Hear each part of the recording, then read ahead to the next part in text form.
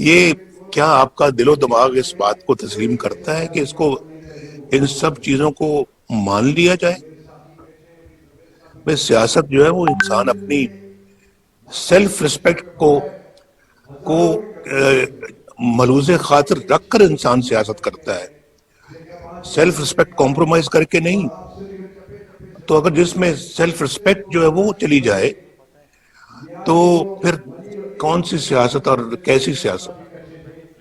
تو میں تو سمجھتا ہوں کہ یہ آج سب چیزوں کو سوچنے کا یہ دن ہے، اور مجھ جیسا آدمی جو 3 دفعہ اللہ تعالیٰ کے فضل و کرم سے اور آپ کی مہربانیوں سے اور آپ کی دعاؤں سے اور آپ کے تعاون سے وزیر اعظم بنا میں 3 دفعہ، تو اس کے ساتھ یہ سلوک ہو رہا ہے کہ اس کو ملک سے باہر جو ہے وہ رکھا گیا 1999 سے لے کے 2007 تک، اور اب اپنا جو عدالتوں کی اجازت ہے میں باہر آیا ہوں۔ تو آج ہی کوئی عجیب و غریب سا میں نے کمنٹس پڑھے ہیں، بڑی تکلیف ہوئی ہے وہ کمنٹس پڑھ کے، مجھے بہت افسوس ہوا ہے۔ تو اب وہ آپ بھی سب جانتے ہیں، میں اب اس پہ کیا کمنٹ کروں، لیکن مجھ جیسا بندہ جو ہے جس نے پاکستان کی الحمدللہ خدمت کی ہے دل و جان کے ساتھ، یہ میرے ساتھی آپ کے ساتھ بیٹھے ہوئے ہیں، یہ جنہوں نے میرے ساتھ مل کے پاکستان کی بجلی کو بحال کیا، پاکستان کی روشنیوں کو بحال کیا، پاکستان کی انڈسٹری کو چلایا، پاکستان کی تجارت کو چلایا، گھروں میں بجلی لے کر آئے، اور پھر کسانوں کے لیے ٹیوب ویل چلائے، بجلی جو ناپید ہو چکی تھی اس کو دوبارہ لے کر آئے، دن رات کام کیا، ڈیم بنوائے، بجلی کے کارخانے لگوائے، اور پھر کہاں کہاں کارخانے نہیں لگے، اور اتنی سپیڈ میں۔ اور میں اپنے بھائی شہباز شریف کو بھی سلوٹ کرنا چاہتا ہوں کہ جس نے ماشاءاللہ دن رات ایک کر کے یہ بجلی کے کارخانے جو پنجاب میں لگے ہیں، اس کا سہرا شہباز شریف کے سر پر ہے، اور آپ یہ خواجہ آصف صاحب کے سر پہ ہے، اور شاہد خاقان عباسی کے سر پہ ہے، اور جو بھی لوگ اس ٹیم میں شامل تھے ان کے سر ہے۔ ہر آپ جانتے ہیں، یہاں بیٹھے ہوئے ہیں ڈار صاحب میرے ساتھ، یہ بیٹھے ہوئے ہیں ڈار صاحب ماشاءاللہ ان کے سر پہ ہے، انہوں نے اس کے لیے وسائل مہیا کیے۔ ڈار صاحب بھی جانتے ہیں، خواجہ آصف بھی جانتے ہیں، شاہد عباسی بھی جانتے ہیں، اور اپنا ڈار صاحب اور کون سے تھے جو بڑے اس معاملے میں ایکٹیو تھے۔ اور میں ان سیکرٹریوں کو بھی، سرکاری افسروں کو بھی میں بہت ان کا شکر گزار ہوں جنہوں نے ہمارا ساتھ دیا اس معاملے میں، کہ ہم نے اپنا یعنی ہر دوسرے تیسرے دن پرائم منسٹر ہاؤس میں میٹنگیں ہوتی تھی، اور بجلی واپس لانے کے لیے گیس کو پاکستان میں جو ہے نا وہ سپلائی کرنے میں میرا خیال ہے کہ ہم نے کوئی کسر نہیں چھوڑی۔ اور پھر اس کے بعد یہ تو ایک سیکٹر ہے نا، آپ دیکھ لیں آج موٹر ویز پاکستان یعنی اسلام آباد سے پشاور سے لے کے کراچی تک صرف ایک بیچ میں حصہ رہ گیا ہے جو کہ اپنا ہے وہاں سے سکھر سے لے کے حیدرآباد تک، جو ابھی رہ گیا ہے وہ بھی شاید رہ گیا کہ ہمیں ٹرم ہی نہیں کسی نے پوری کرنے دی، ہمارا ٹینیور جو ہے وہ اپنا جو ہے نا وہ اس میں پورا نہیں ہو سکا، ورنہ اس کی بھی بنیاد رکھ کے ہم جاتے۔ تو آج جگہ جگہ پاکستان پہ آپ کو ہائی ویز، موٹر ویز نظر آتی ہیں، اور لوگ کتنے مستفید ہو رہے ہیں۔ تو اس میں ماشاءاللہ حسن اقبال صاحب کا بھی بہت بہت شکریہ جنہوں نے اس کی ساری پلاننگ کی، اور پھر ڈار صاحب کا شکریہ جنہوں نے اس کے لیے پیسے فراہم کیے، اور پھر دھرنوں کے باوجود دھرنوں کے باوجود ہم نے وہ سب کچھ اکمپلش کیا جو اس ملک کی ضرورت تھی۔ اور پھر 4 سال، میں تو 4 سال رہا، 4 سالوں میں ہم تقریباً بہت کچھ کر گئے تھے. اور پھر آپ ہماری جو ہے وہ گروتھ ریٹ آپ دیکھ لیں, گروتھ ریٹ ماشاءاللہ کتنا بڑھ گیا تھا, اور 5.8% پہ جو ہے وہ گروتھ ریٹ ہم چھوڑ کر گئے ہیں, جو کہ آج نیگیٹو چلا گیا ہے. تو میں یہ سمجھتا ہوں کہ یہ کیا ہے,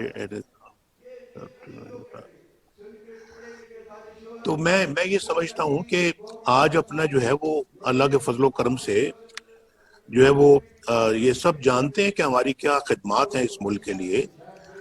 دہشت گردی کے خلاف ہم جنگ جیت کر گئے, اور پھر پاکستان کو جو ہے وہ گرے سے ہم وائٹ میں لے کے آئے, فیٹف میں, اور سب کچھ آپ کے سامنے ہے. اب گنوانے کی کیا ضرورت ہے مجھے, لیکن آج ہزارہ موٹر وے بھی دیکھ لیں, سیالکوٹ لاہور موٹر وے بھی دیکھ لیں, آپ اپنا لاہور ملتان موٹر وے بھی دیکھ لیں, ملتان سکر موٹر وے بھی دیکھ لیں, حیدرآباد کراچی موٹر وے بھی دیکھ لیں. بلوچستان میں ہمارا بنی ہے, بلوچستان کے اندر جو ہے اللہ کے فضل و کرم سے ہائی ویز ہم نے بنائی ہے. صرف یعنی پنجاب کے اندر نہیں, بلوچستان اور پھر گوادر کو کوئٹہ سے ہم نے ملایا ہے. یہ کوئی چھوٹا منصوبہ نہیں ہے. اور بہت ساری سڑکیں بنائی ہیں. اور ابھی دیکھیں یہ جو ڈیرہ اسماعیل خان سے, یعنی اسلام آباد سے ڈیرہ اسماعیل خان, ڈیرہ اسماعیل خان سے یہ کوئٹہ, یہ انڈر کنسٹرکشن ہے. اس کا کافی حصہ سنا بن بھی چکا ہے. اور پھر اپنا جو ہے وہ سندھ کے اندر سے یہ موٹر وے ساری گزر رہی ہیں. ہمارے تو بڑے بڑے منصوبے تھے جو زیر تکمیل تھے, اور بہت سارے آج شاید مکمل ہو چکے ہوتے, باقی بھی جو رہ گئے ہیں. تو میں کہنا یہ چاہتا ہوں کہ ہمارے زمانے میں آدمی بھی سکھ کی زندگی گزار رہے تھے, پاکستانی سکھ کی زندگی گزار رہے تھے. لوگوں کو روزگار مل رہا تھا, لوگوں کو اپنا جو ہے وہ ان کو چیزیں جو ہے روزمرہ کی وہ دستیاب تھیں. یعنی کہ کوئی مہنگائی نہیں تھی, مہنگائی کا کوئی ایشو نہیں تھا پاکستان میں. تو آج تو ان کا جینا دوبر ہو گیا ہے. تو یہ جو جدوجہد آپ جو کرنے کا جو ارادہ رکھتے ہیں, وہ جو سب سے زیادہ اس کی جو ضرورت ہے وہ صرف اور صرف ان 21 کروڑ عوام کے لیے ہے, یہ عوام کے لیے ہے جو جن کے دکھوں میں اور مشکلات میں آج بے پناہ اضافہ ہو چکا ہے. مجھے کوئی کہہ رہا تھا کہ جناب آج تو پاکستان کے اندر, یہ مجھے بہت ایک سمجھدار بندے نے یہ بات کہی ہے کہ آج کے زمانے میں جتنی کوئی لوگ کمائی کر رہے ہیں, اس کمائی سے وہ نہ اس اپنے اخراجات کو پورا نہیں کر سکتے. اخراجات کے ساتھ ساتھ نہ اپنے بچوں کو پڑھا سکتے ہیں, نہ وہ بجلی کا بل دے سکتے ہیں جو بم بن کے ان پہ گر رہا ہے, نہ وہ گیس کا بل دے سکتے ہیں, نہ وہ دوائیوں کا خرچہ اٹھا سکتے ہیں. آج دوائیوں کی قیمتیں آسمان سے باتیں کر رہی ہیں. صرف لائف سے سیونگ دوائی جو ہے وہ بھی عوام کی پہنچ اور عوام کی رسائی سے باہر ہے. آپ مجھے بتائیں کہ کس طرح سے جو ہے وہ اپنا لوگ اس وقت زندگی بسر کر رہے ہیں. مجھے کوئی آج بتا دے کوئی, وہ کہنے لگے کہ مجھے سمجھ نہیں آتی کہ آج اچھی خاصی جو تنخواہ ہوتی ہے جو 30,000 روپے تک بھی ہوتی ہے, اس میں جو یہ سارے اخراجات جو ہے نا وہ پورے کرنے کے بعد جو کھانا اس نے پکانا ہوتا ہے, اس کے لیے روٹی آٹے کی قیمت آسمان سے باتیں کر رہی ہے. آج تو میں پڑھ رہا تھا کہ اب آٹا جو ہے نا آگے ناپید ہونے والا ہے, گندم ہی نہیں باہر سے امپورٹ کی گئی. بھائی ایک زمانہ تھا ہمارا, بھائی گندم امپورٹ چھوڑ کر ایکسپورٹ ہوا کرتی تھی. آج اپنا امپورٹ جو ہے نا وہ کی جا رہی ہے. اس کے لیے بھی آپ کو زر مبادلہ چاہیے, اور یہ اب امپورٹ کر کے تو وہ وقت پہ بھی نہیں اب آ سک رہی, تو شاید دسمبر میں قیمتیں اور زیادہ بڑھ جائیں گی اور گندم کی کمی اس ملک کے اندر آ جائے گی. چینی کی قیمتیں آپ دیکھ لیں, اور شہباز صاحب جو ہے نا وہ انہوں نے میں سمجھتا ہوں کہ ہم ان کی تعریف کرنی چاہیے جو انہوں نے انتہائی پریشر کے باوجود چینی کی قیمتیں نہیں بڑھنی تھی. ہم شاید 50 روپے کلو تھی جب ہم آئے تھے اور 50 روپے ہی ہم چھوڑ کے گئے, اور لیکن آج جب سے ہم چھوڑ کے گئے ہیں تو 50 سے آج 100 روپیہ کلو چینی ہو گئی. کوئی ہے پوچھنے والا؟ مجھے بتائیں, کوئی دیکھنے والا ان چیزوں کا ہے؟ اور پھر میں نے آپ کو یہ پہلے کہا, میں نے کہا کہ پہلے تو آپ اپنے آپ سے پوچھیں نا کہ کیا ہم حق اور سچ پر ہیں. اگر ہم حق اور سچ پر ہیں تو پھر میرا خیال ہے کہ ہمیں کوئی تامل نہیں ہونا چاہیے, کوئی ہیزیٹیشن یا تحفظ نہیں ہونا چاہیے کہ ہم ان چیزوں کے خلاف جو ہے وہ برسر پیکار ہوں. تو میں کیا پاکستان میں پوچھ رہا تھا کہ جو کچھ ہم ہو رہا ہے وہ صحیح ہے, اور الیکشنوں پہ بات ہو رہی تھی کہ کیا الیکشن میں جو دھاندلی ہوئی ہے وہ صحیح تھی, اس کو مان لیں ہم.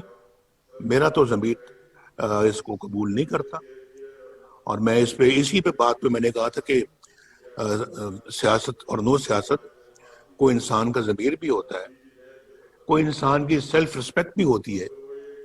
آج تو ہم انگریزوں کی غلامی سے نکل کر آپ اپنوں کی غلامی میں آ گئے ہیں. ہم کوئی فری سٹیزن تو نہیں ہیں آج. آپ پوچھیں اپنے آپ سے, آپ ہیں؟ پوچھیں, ذرا پوچھ کے دیکھیں آپ. جس پارلیمنٹ کے ممبر ہم بنے ہوئے ہیں وہ پارلیمنٹ کتنی خود مختار ہے. مجھے لوگوں سے پتہ لگتا رہتا ہے کہ وہاں اس پارلیمنٹ کو کوئی اور چلا رہا ہے. وہاں پھر جو ہے نا وہ دوسرے لوگ ہیں جو آ کے یہ ڈائریکشنز دیتے ہیں کہ جناب آج ایجنڈا یہ ہوگا اور آج اس بل پہ یہ ووٹنگ ہوگی اور فلاں کل یہ ہوگا, کمیٹی فلاں بل کو منظور کرے, فلاں بل کو دیکھے. تو یہ میں سب جو ہے نا یہ میں سمجھتا ہوں کہ یہ بہت جو ہے نا وہ ہے سوچنے والی باتیں یہ کہ ہم نے تو یہ ہماری تو اسمبلی بھی اب معاف کیجئے گا کمپرومائزڈ. تو اس میں انفارچونیٹلی جو ہے وہ ہماری عدالتوں کا آپ نے دیکھ لیا حال. جو محمد بشیر صاحب کی جو کورٹ تھی, وہ کردل صاحب وہاں سے نکل رہے ہیں, اور وہ اس شاباش اس جرنلسٹ کی جس نے اپنا ان سے پوچھ لیا کہ جناب آپ یہاں کیا کرنے آئے تھے اور آپ یہاں پر کس کو ملے ہیں, اور ہمیں بھی اجازت دے دیں کہ ہم بھی جج صاحب کو مل سکیں. اور وہ کتاب سے منہ چھپا رہا ہے اپنا. کیا ضرورت تھی چھپانے کی اگر دل میں چور نہیں تھا؟ دل میں چور تھا تو منہ چھپایا نا. بات کرنے کی, جواب دینے کی ہمت نہیں تھی کیونکہ سوال صحیح پوچھے جا رہے تھے. تو اس طرح سے جو کیا یہ پھر صحیح ہے؟ اور پھر جو ہے وہ میں کیا یاد کراؤں اب, جو یہ ملک ارشد صاحب لے کے گئے ہیں, جو کہہ گئے ہیں, ایڈمٹ کر گئے ہیں کہ میں نے انڈر پریشر جو ہے نا یہ فیصلہ سنایا ہے, اور وہ فیصلہ تو اپنی جگہ پہ ابھی اس جج کو تو فارغ کر دیا ہے, وہ ڈسمس ہو گیا ہے, فیصلہ برقرار ہے. الٹی گنگا بہ رہی, اور اسی فیصلے پہ میری بیل کا مسئلہ اٹکا ہوا ہے. اندازہ کیجئے آپ. اور میری بیل بھی اسی یعنی کہ جو جج ڈسمس ہو گیا ہے, جس کے بارے میں سینئر جوڈیشری نے یہ کہا تھا کہ ہمارے سر شرم سے جھک گئے ہیں اس بندے کا جو کردار ہے, تو اسی بندے کا فیصلہ قائم ہے, لیکن وہ بندہ جا چکا ہے کیونکہ اس کو سزا ہو گئی ہے اور فیصلہ ہمارے سر پہ ابھی تک لٹک رہا ہے. تو میں آپ سے یہ کہنا چاہتا ہوں کہ یہ عوام کو مہنگائی سے جو کچل دیا ہے, کیا یہ صحیح ہے؟ اور اس کے بعد یہ میں اس معاملے میں بالکل جو ہے وہ یہ رائے رکھتا ہوں کہ سابقہ جو آپ کی اپنا جو ڈی جی آئی سے ہی تھے ظہیر الاسلام صاحب, انہوں نے کیا کیا آپ کو تو معلوم ہی اچھی طرح سے. کہ انہوں نے جناب کہا کہ جی نواز شریف صاحب آپ استعفیٰ دے دیں، پیغام بھیجا اور آپ گھر چلے جائیں. اور یہ دھرنوں کے دوران کی بات ہے، دھرنوں کی اس پیریڈ کی بات ہے کہ جی I should step down and go home. تو یہ مجھے بتائیں یہ صحیح ہے؟ مجھے آ کے یہ پیغام ملتا ہے in the middle of the night. تو اور ساتھ میں یہ بھی کہ جی اگر آپ نہیں کریں گے تو پھر نتائج بھگتنے پڑیں گے، ماشاءاللہ بھی لگ جائے گا. تو میں نے کہا کہ اچھا بھی جو ہونا ہے وہ ہو جائے، آپ نے جو کرنا ہے وہ کر لیں، لیکن میں وہ اس طرح سے سٹیپ ڈاؤن کرنے والا نہیں ہوں، میں استعفیٰ نہیں دوں گا. تو مجھے آپ بتائیے، ذرا سوچے کہ پھر یہ کیا، یہ سب صحیح؟ اور پھر اس معاملے میں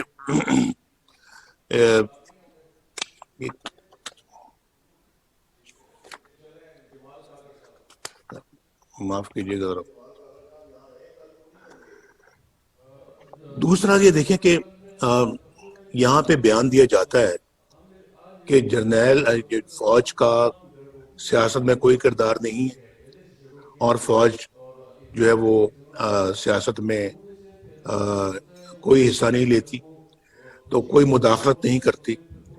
تو پھر مولانا غفور حیدری صاحب نے جو کہا کہ مجھے جنرل باجوہ نے بلایا، چیف آف آرمی سٹاف نے مجھے بلایا اور مجھے کہا کہ جی آپ یہ دھرنا بند کریں، ہم جو نواز شریف کے خلاف کر رہے ہیں آپ اس پہ مداخلت نہ کریں.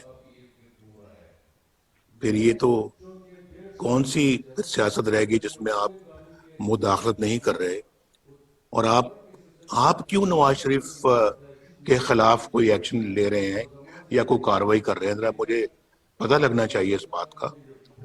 تو کیوں کر رہے ہیں؟ آپ کا تو یہ کام ہی نہیں ہے، آپ کا تو یہ پیشہ ہی نہیں ہے. تو آپ یعنی کہ کیوں آپ نے پھر یہ بات ان سے کہی؟ اور اگر آپ نے نہیں کہی تو پھر آپ نے کیا اس کی کوئی کانٹرڈکشن دی ہے؟ آپ نے بتایا کہ آپ نے نہیں کہی.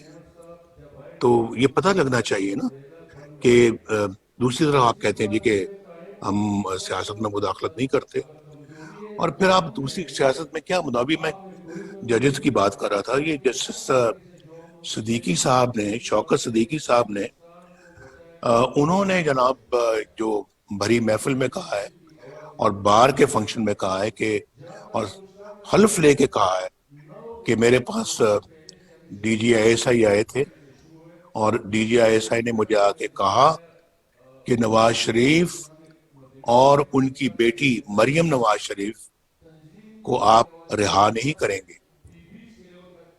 کیونکہ اگر آپ نے ایسا کر دیا تو ہماری تو پھر 2 سال کی محنت ضائع ہو جائے گی. یہ لکھا ہوا ہے انہوں نے اپنی پٹیشن میں جو سپریم کورٹ پہ انہوں نے بھیجی ہے. میں نے اپنی آنکھوں سے پڑھی، اور یہ میں نے اپنی آنکھوں سے کورٹ لکھپت جیل کے اندر اس کو اچھی طرح سے پڑھا تھا، ریکارڈ کر لیا تھا، لیکن بات آج تک نہیں ہوئی. بات کرنے کا موقع اب مل رہا ہے. تو ہم نے بھی بڑا صبر کیا ہے، ہم نے بہت جو ہے نا وہ یہ وقت صبر شکر کے ساتھ گزارا ہے، لیکن پھر بات کرنے کا ایک وقت آتا ہے بھائی. اور پھر جو ہے نا وہ ایک وقت آتا ہے جب ایک ٹرننگ پوائنٹ آتا ہے. پھر تو وہ ٹرننگ پوائنٹ اب آیا ہے، تو اب میں سمجھتا ہوں کہ یہ ناقابل قبول چیزیں ہیں. آپ مجھے بتائیں کون سی 2 سال کی محنت ہے جو آپ نے کی تھی نواز شریف کے خلاف، جو آپ نے کہا کہ ہماری 2 سال کی محنت ضائع ہو جائے گی اگر نواز شریف کو اور مریم کو چھوڑ دیا. الیکشن سے پہلے مجھے بھی اندر کر دیا، مریم کو بھی اندر کر دیا، الیکشن میں دھاندلی کر دی. یہ سب کچھ کون کر رہا تھا؟ ابھی تو شاید خاقان عباسی صاحب کی گورنمنٹ ختم ہوئی تھی، کیئر ٹیکر گورنمنٹ تھی. کیئر ٹیکر گورنمنٹ کر رہی تھی یا کیئر ٹیکر گورنمنٹ کے پیچھے کوئی اور کر رہا تھا؟ میں پہلے بھی کہہ چکا ہوں کہ میں نے کہا یہ ان سب چیزوں کا ایک دن حساب دینا پڑے گا، اور وہ دن آئے گا، وہ زیادہ دور بھی نہیں ہے، دینا پڑے گا حساب. اور ہم اپنا جو ہے وہ ایک غلام بن کے جو ہے نا اپنے ملک میں اب نہیں رہ سکتے، اور میں غلام بن کے رہنے کا میں قائل نہیں ہوں. انشاءاللہ رہوں گا ایک پاکستانی بن کے، قابل فخر پاکستانی بن کے. انشاءاللہ میں اس طرح سے زندگی گزاروں گا. غلامی مجھے قبول نہیں ہے، اور آپ دیکھیں گے انشاءاللہ.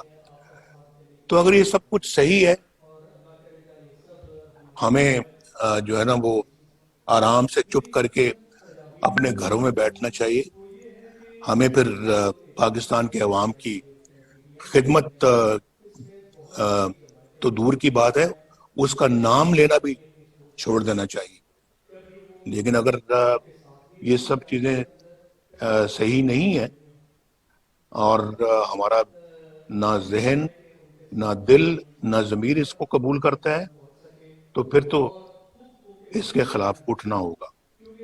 اور میں تو اس کے خلاف اٹھنے کا فیصلہ کر چکا ہوں، اور میں نے بالکل دو ٹوک فیصلہ کیا ہے کہ اب یہ جو ذلت کی زندگی کم از کم ہم نہیں جی سکتے، اور انشاءاللہ عزت کی زندگی جئیں گے. انشاءاللہ اللہ تعالیٰ ہمیں عزت کی زندگی انشاءاللہ جینے کی توفیق دے گا، اور وہ ان ایٹراسٹیز کے خلاف، ان بروٹیلٹیز کے خلاف، اس ظلم و تشدد اور ٹرینی کے خلاف ہم اپنا جو ہے اٹھ کھڑے ہوں. اور یہ میرا خیال ہے کہ اگر ہم اٹھ کھڑے ہوں گے، اس ملک کی تقدیر بدل جائے گی، اس قوم کی تقدیر بدل جائے گی.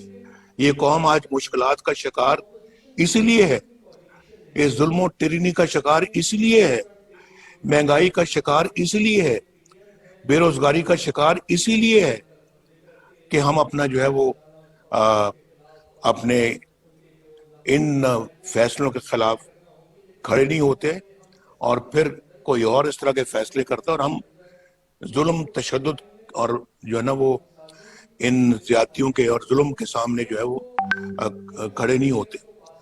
تو اگر آج اس قوم نے کھڑے ہونے کا فیصلہ کر لیا، تو آپ یہ کہیں نوٹ کر لیں میری بات، کہ انشاءاللہ تعالی تبدیلی سالوں میں نہیں، چند مہینوں میں اور چند ہفتوں میں انشاءاللہ اس ملک کے اندر آئے گی، اور ضرور آئے گی.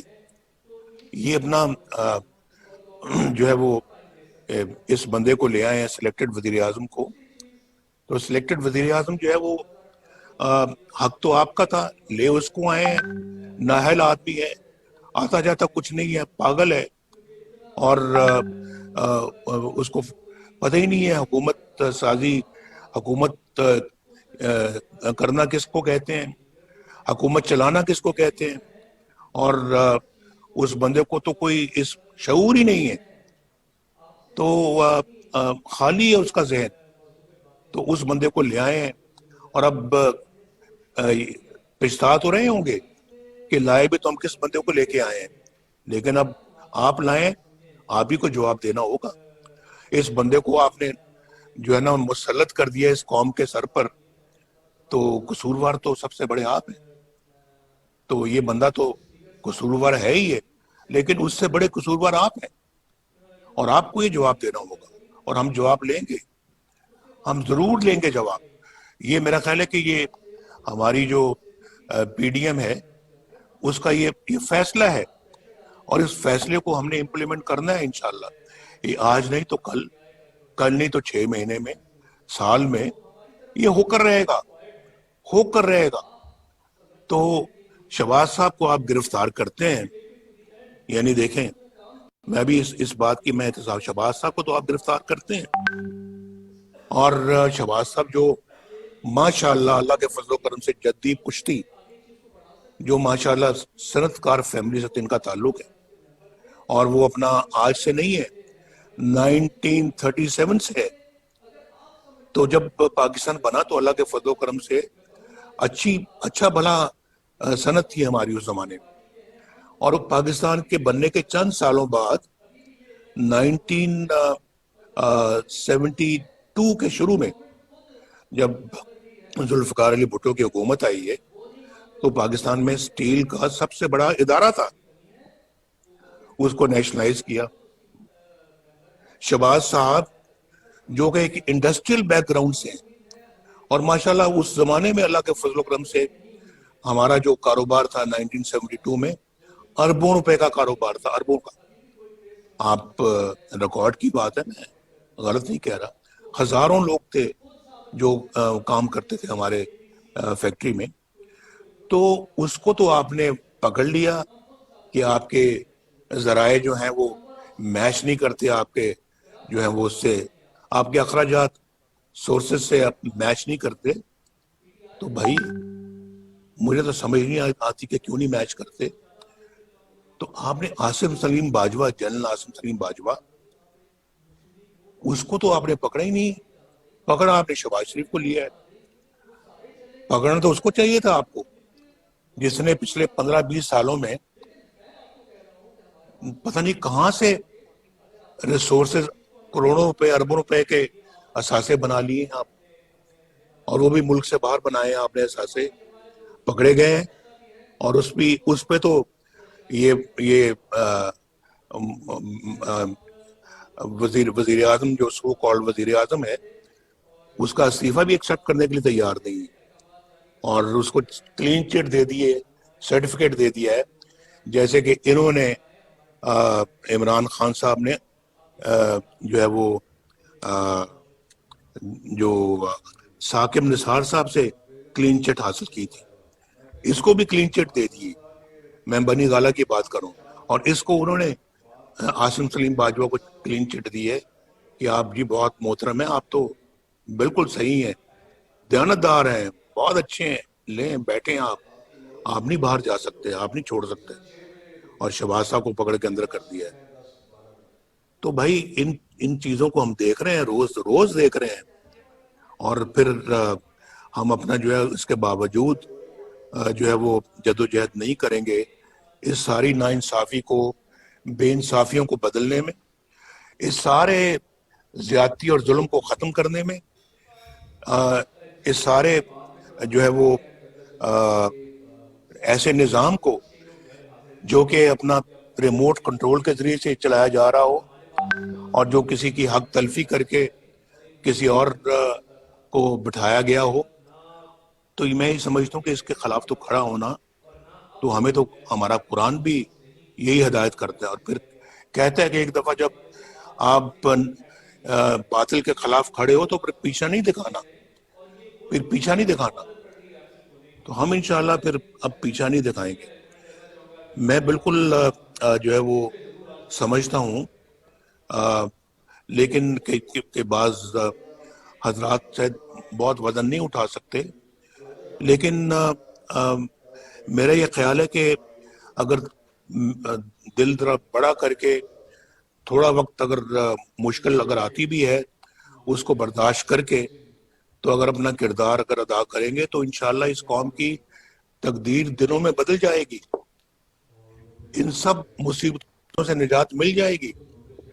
اور یہ جو غلامی ہماری جو چل رہی ہے، یہ غلامی کا دور ختم ہو جائے گا، یہ غلامی ختم ہو جائے گی.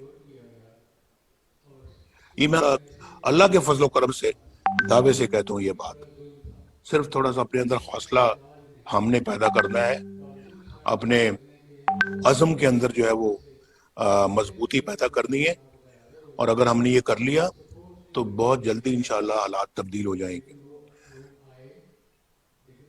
میں چاہتا ہوں کہ آج اپنا جو ہے وہ کل آپ کی میٹنگ ہوئی ہے اپنا وہاں، میٹنگ کے حوالے سے اب اپنا جو ہے وہ، اور پھر جو فیصلے جو ہوئے ہیں ہمارے اے پی سی کے اندر، ان فیصلوں کو جو ہے وہ اب ہمیں عملی جامہ پہنانا چاہیے، اور ان فیصلوں کو امپلیمنٹ کرنا چاہیے ان لیٹر اینڈ اسپرٹ. اور ہمارا اتحاد جو ہے اس میں اگر کچھ اگر ابھی اپنا کچھ اگر ایسی کوئی ہے اپنا جو کہ جن کو تھوڑا سا حوصلہ دینے کی ضرورت ہے وہ ضرور دینا چاہیے. لیکن میرا مطلب کہ جو اس وقت پورے حوصلے اور اسپرٹ میں ہیں ان کو انشاءاللہ آگے بڑھنا چاہیے. اور میں سمجھتا ہوں کہ اس کے لیے ہماری اپنی پارٹی کو بھی اپنا کردار خود بھی ادا کرنا چاہیے. ایک تو پی ڈی ایم کے پلیٹ فارم سے بھرپور کردار, ایک اپنے پلیٹ فارم سے بھرپور کردار. اور ماشاءاللہ ہم بھی اللہ تعالیٰ کے فضل و کرم سے اس قابل ہے کہ اپنا خود بھی کردار ادا کر سکتے ہیں, جو کہ انشاءاللہ جولی پی ڈی ایم کی جولی میں جائے گا. تو ایک تو یہ بات ہے, اس کے لیے ایک باقاعدہ میرا خیال ہے کہ اب ہمیں آج بیٹھ کر تو زیادہ سے زیادہ کل تک اپنا پروگرام جو ہے وہ ترتیب دے دینا چاہیے, یا اگر کوئی پروگرام آپ کے پاس اس وقت بن چکا ہوا تو آپ برائے کرم مجھے آگاہ کریں. اور کل آپ کی جو میٹنگ ہوئی ہے اس میں جو فیصلے ہوئے ہیں وہ سب آپ کے سامنے لے کر آئیں. اور پھر آگے اب گلگت بلتستان کے انتخابات بھی آ رہے ہیں, اس میں بھی جو ہے نا وہ ہمیں اب بھرپور طریقے سے گلگت بلتستان کے الیکشنوں میں حصہ لینا چاہیے, اور وہاں ہر طرح سے ایسے کسی بھی ہتھکنڈوں کا دفاع کرنا چاہیے کہ جو خدا نخواستہ اس الیکشن کے اندر کوئی اپنا خدا نخواستہ کو ہاتھ دکھانے کا کوئی ارادہ رکھتا ہو تو اس کو ناکام کرنا چاہیے. تو میں ان باتوں کے بعد میں واپس مائک جو میں آپ کو دوں گا, اور میں آپ کے ساتھ ہی یہاں پر موجود ہوں. آپ برائے کرم اب بتائیے کہ کس طرح سے آپ اپنا ہم ایک پی ڈی ایم کو اور پی ایم ایل این کو آگے آنے والے دنوں میں کیا آپ کا پلان ہے. اور میں انشاءاللہ آج بھی ہوں اور انشاءاللہ ڈیلی بیسس پہ بھی میں اویلیبل ہوں, اور انشاءاللہ مجھے جو بھی اپنا آپ میری ڈیوٹی لگائیں گے یا مجھے اپنا کوئی فرض سونپیں گے, میں انشاءاللہ اس کو ادا کروں گا. اور سب کو بہت بہت شکریہ, مجھے آپ نے باتیں سنی ہیں. کل چونکہ سی ڈبلیو سی کا بھی اجلاس ہے تو اس میں بھی میں سمجھتا ہوں کہ ہمیں مل کے بیٹھ کے تقریباً یہی بات کرنی پڑے گی. اس میں زیادہ لوگ ہوں گے تو زیادہ سے زیادہ لوگوں تک اپنی بات ہمیں پہنچانی چاہیے.